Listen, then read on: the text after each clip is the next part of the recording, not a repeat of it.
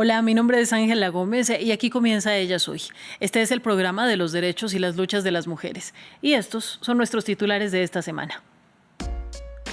En Haití, la violencia sexual contra niñas y niños ha aumentado 1000%. UNICEF alerta que en el país sumido en la violencia armada de pandillas, 1,2 millones de menores están bajo amenaza constante. Todo esto mientras los servicios de salud están desbordados. Más de la mitad de hospitales carecen de equipos y medicación. Y en este programa conversaremos con Daisy Soto de Perú. Ella es una de las 5 niñas y jóvenes activistas de diferentes latitudes que exigieron en Ginebra al Alto Comisionado de Derechos Humanos de la ONU acciones concretas que garanticen su derecho a la educación y a la protección contra la violencia. La entrevistamos en un momento. Y nuestra primera historia de esta semana está en el Caribe. UNICEF reportó el aumento de la violencia sexual de al menos 1000% contra niñas y niños en Haití. En el marco de la violencia de pandillas, la organización además denunció el aumento de los reclutamientos de menores y el peligro que corre la educación. Más en el informe de Manuela Cano. Una violencia sexual desenfrenada asola a los niños y niñas de Haití. La Agencia de la ONU para la Infancia, UNICEF, denunció que estas agresiones a los menores de edad se multiplicaron por 10 el año pasado. Un asombroso aumento del 1000% de la violencia sexual contra los niños en Haití ha convertido sus cuerpos en campos de batalla. Así, el aumento de 10 veces entre 2023 y el año pasado se produce cuando los grupos armados cometen horrores inimaginables a los niños. Ahora, recordando, por supuesto, que se trata de incidentes verificados y denunciados, por lo que es probable que la cifra real sea mucho peor. UNICEF denuncia que ha habido un incremento en el reclutamiento y en los abusos perpetrados por las pandillas y calcula que casi la mitad de los grupos están conformados por niños, algunos incluso de tan solo 8 años. En un momento en el que las bandas controlan cerca del 85% de la capital del país, Puerto Príncipe. Muchos son llevados por la fuerza, otros son manipulados, muchos son empujados por la pobreza extrema. Los niños son reclutados por los grupos que luego alimentan su propio sufrimiento, y en Haití ese sufrimiento es inmenso. 1,2 millones de niños viven bajo la amenaza constante de la violencia armada. En ese contexto, la educación también ha sido profundamente afectada. En octubre del año pasado, UNICEF daba a conocer que la educación de más de 1 millón de niños y niñas estaba en peligro. Muchos se han visto obligados a desplazarse. Según UNICEF, 1,2 millones viven bajo amenaza constante de muerte, en un país en el que 5.600 personas fueron asesinadas debido a la violencia armada. Unas 650 millones de niñas y mujeres en todo el mundo han sido víctimas de algún tipo de violencia sexual durante su infancia, según datos de UNICEF. Este tipo de violencia es aún más prevalente en contextos de conflicto armado y desplazamiento forzado. Además, los conflictos, los desastres naturales y también los desplazamientos están poniendo en serio riesgo la educación de 224 millones de niñas y también de niños en todo el planeta. Las cifras que hablan por sí solas impulsaron la iniciativa de niñas y jóvenes activistas que viajaron en enero a Ginebra para exigirle al Alto Comisionado de la ONU para los Derechos Humanos garantías de su derecho a la educación y a una vida libre de violencias. Josefina Tiú de Guatemala, Daisy González Soto de Perú, Sandra Ellario de Sudán del Sur, Nati Coronado de España y Maimouna Konate de Chad hacen campaña por los derechos de las niñas en todo el planeta. Justamente vamos a conversar hoy con Daisy González, que hace parte de esta iniciativa. Un saludo para ti, Daisy, y gracias por estar con nosotras en Ellas Hoy. Mucho gusto. Igualmente, Daisy, quiero preguntarte primero cómo fue que llegaste a unirte a esta iniciativa. Entrar a esta iniciativa fue una sorpresa grande, ya que yo inicié hace 4 años con una invitación de la campaña La Luz de las Niñas, que actualmente se está promoviendo en todo el Perú. Fue una invitación donde nos ayudaban a nosotras a reconocer todo tipo de violencias que se existía, a reconocer los peligros que en nuestro entorno existen y que nosotros no nos dábamos cuenta. Y de esta manera nosotras mismas compartir esta información a las demás niñas de nuestras comunidades, de nuestros entornos, para que de esta manera ellas también puedan tener este conocimiento y compartirlo a las demás personas. De esta manera fue un aprendizaje mutuo para nosotras las niñas, debido a que aprendíamos lo que a nuestro alrededor está pasando y lo que podría pasar a nosotras que nos puede afectar a unas mismas.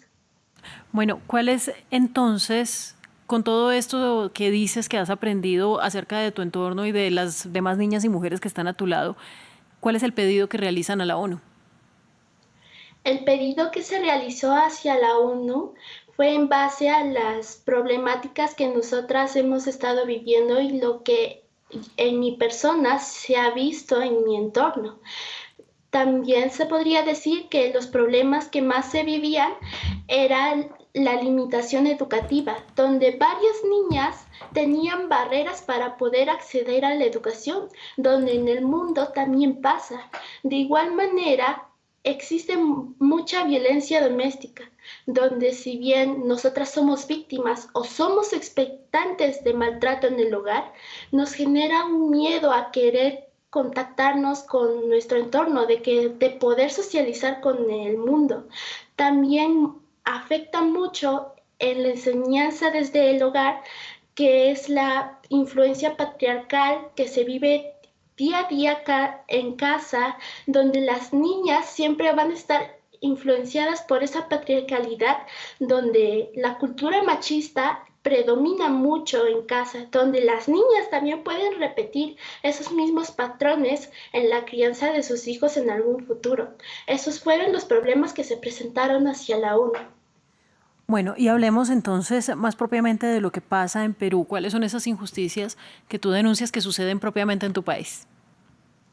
Lo que más se predominó en mi país, como ya mencioné, fue la crianza patriarcal, debido a que a las niñas en algunas zonas rurales se les cría de manera machista, donde el voto de ellas no es demandado, donde ellas no pueden alzar la voz para que se puedan escuchar sus derechos. Ellas tampoco no reconocen los derechos que se merecen y que deben saber que ellas mismas tienen.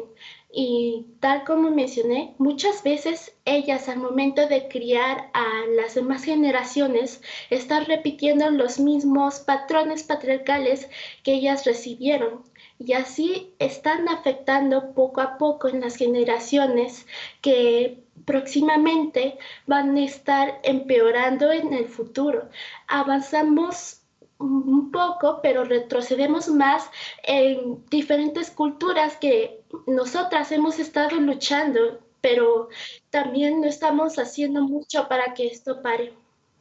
Mira, Daisy, yo te agradezco muchísimo por tu tiempo, por habernos traído tu mensaje a ellas hoy y te deseo mucho éxito en tu iniciativa. Muchas gracias.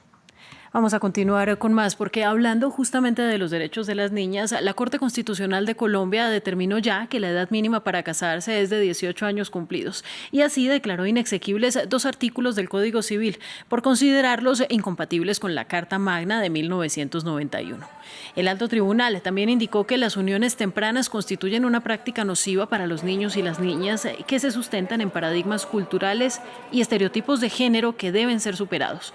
Este paso terminó de sellar el logro histórico del Congreso, que aprobó en noviembre pasado el proyecto que eliminó el matrimonio infantil y las uniones tempranas. Colombia ocupa el puesto 20 a nivel mundial en uniones de niñas y adolescentes antes de los 15 años, según un informe de UNICEF del año 2022. Tengo de varios colores. Y mientras tanto, el máximo tribunal de Irak suspendió la implementación de 3 proyectos de ley aprobados el mes pasado por el Parlamento del país, incluido aquel que avalaba los matrimonios desde los 9 años. Varios miembros del Parlamento presentaron una queja alegando que el proceso de votación era ilegal, porque los 3 proyectos, cada uno apoyado por diferentes bloques, se votaron juntos en lugar de cada uno por separado. Estas medidas incluyen una enmienda a la ley del Estado Civil del país para dar a los tribunales islámicos una mayor autoridad sobre asuntos familiares, incluidos el matrimonio, el divorcio y la herencia. Los defensores de los derechos de las mujeres argumentan que estos cambios socavan las reformas anteriores que crearon una ley familiar unificada y que habían establecido una salvaguarda para las mujeres. Y en otros temas, ¿los productos de belleza nos enferman? Pues la profesora de Ciencias Farmacéuticas de la Universidad de Texas A&M, Mahua Choudhury, explicó que las plastificaciones o plastificantes llamados ftalatos se han relacionado con complicaciones de salud como la preeclampsia en las mujeres embarazadas y también la obesidad. Estos ftalatos se pueden encontrar en cosméticos y en artículos de cuidado personal y además en productos que entran en contacto con plásticos durante la fabricación o el envasado, por lo que puede haber contaminación incluso si en la etiqueta dice que son libres de BPA o libres de ftalatos. Estamos estudiando aspectos como el medio ambiente. Este medio ambiente puede ser cualquier cosa, incluidos los productos químicos, por ejemplo, o el plástico que nos rodea. Los llamados plastificantes de los que está hecho el plástico son los ftalatos. Por eso estamos investigando cómo los ftalatos pueden estar relacionados con este problema de salud metabólica, así como con complicaciones del embarazo y otras cosas. Y una de las cosas importantes que hay que tener en cuenta es que las mujeres usan distintos tipos de maquillaje, perfumes y todo eso. Y estos ftalatos pueden en particular estar presentes en todas ellas. Y para nuestro cierre, las campeonas olímpicas de danza sobre hielo Gabriela Papadakis de Francia y Madison Hovell de Estados Unidos patinan juntas en una gira europea con la esperanza de que su pareja, compuesta exclusivamente por mujeres, ayude a romper los estereotipos de género. Con su actuación esperan además abrir el camino para que las parejas del mismo sexo puedan competir, recordando además que hay un desequilibrio entre la cantidad de hombres y mujeres que quieren dedicarse a este deporte.